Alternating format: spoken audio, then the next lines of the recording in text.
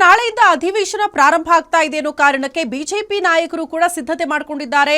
ಆಡಳಿತ ಪಕ್ಷವನ್ನ ಹೆಂಗ್ ಕಟ್ಟಿ ಹಾಕೋದು ಅಂತ. ಅದಕ್ಕೆ ಆಡಳಿತ ಪಕ್ಷ ಕೂಡ ಸರಿಯಾಗಿ ಉತ್ತರ ಕೊಡಬೇಕು, ನಾವು ಸಮರ್ಥವಾಗಿ ಫೇಸ್ ಮಾಡಬೇಕು ವಿಪಕ್ಷಗಳ ಅಸ್ತ್ರವನ್ನ ಅಂತ ಸಿದ್ಧತೆ ಮಾಡಿಕೊಳ್ತಿದ್ದಾರೆ.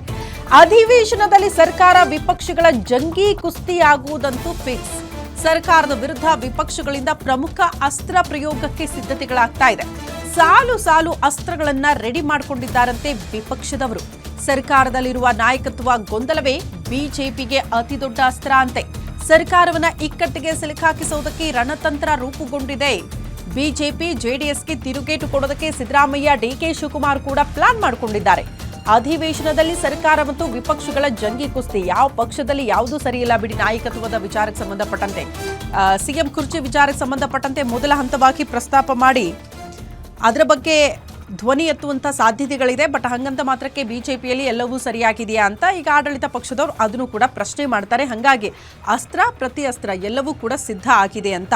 ಪ್ರಮುಖವಾಗಿ ನಿರುದ್ಯೋಗ ಜಾಸ್ತಿಯಾಗಿ ಯುವಕರು ಪ್ರತಿಭಟನೆ ಮಾಡಿದ್ರೂ ಕೂಡ ಸರ್ಕಾರ ಅದನ್ನ ಕಿವಿಗೆ ಹಾಕಿಕೊಳ್ತಾ ಇಲ್ಲ ಅನ್ನೋದನ್ನ ಪ್ರಮುಖ ಅಸ್ತ್ರ ಇಟ್ಕೊಂಡು ಆಡಳಿತ ಪಕ್ಷವನ್ನು ಕಟ್ಟಿ ಹಾಕುವಂತಹ ಪ್ರಯತ್ನಗಳಾಗತ್ತಂತೆ. ಅದರ ಜೊತೆಗೆ ಮೀಸಲಾತಿ ವಿಚಾರದಲ್ಲಿ ಸ್ಪಷ್ಟ ನಿರ್ಧಾರ ತೆಗೆದುಕೊಳ್ಳೋದಕ್ಕೆ ಸಾಧ್ಯ ಆಗ್ತಾ ಇಲ್ಲ ಸರ್ಕಾರಕ್ಕೆ ಅನ್ನುವಂತಹ ವಿಚಾರವನ್ನ ಕೂಡ ವಿಪಕ್ಷ ಪ್ರಸ್ತಾಪ ಮಾಡಬಹುದು ಸದನದಲ್ಲಿ ಅಂತ.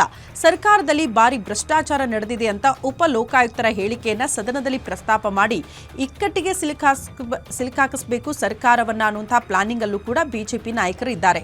ಅದರ ಜೊತೆಗೆ ಸರ್ಕಾರ ಸಹ ಈ ವಿಪಕ್ಷಗಳು ಇಷ್ಟೆಲ್ಲ ಅಸ್ತ್ರವನ್ನ ಪ್ರಯೋಗ ಮಾಡಿದ್ರೆ ಸೈಲೆಂಟ್ ಆಗಿರುತ್ತಾ? ಖಂಡಿತ ಇಲ್ಲ. ಮತ್ತಷ್ಟು ಅಸ್ತ್ರಗಳನ್ನ ಆಡಳಿತ ಪಕ್ಷ ಅಂದ್ರೆ ಕಾಂಗ್ರೆಸ್ ಕೂಡ ಸಿದ್ಧ ಮಾಡ್ಕೊಂಡಿದೆಯಂತೆ. ಬಿಜೆಪಿ ಸರ್ಕಾರದಲ್ಲಿ ಈ ಹಿಂದೆ ಆಗಿರುವಂತಹ ಭ್ರಷ್ಟಾಚಾರಗಳನ್ನ ಪ್ರಸ್ತಾಪ ಮಾಡೋದು, ಕರೋನಾ ಸಮಯದಲ್ಲಿ ನಡೆದಂತಹ ಭ್ರಷ್ಟಾಚಾರದ ಬಗ್ಗೆ ಕೂಡ ಪ್ರಸ್ತಾಪ ಮಾಡಬೇಕು ಅಂತ ತಯಾರಿಗಳಾಗಿದೆಯಂತೆ.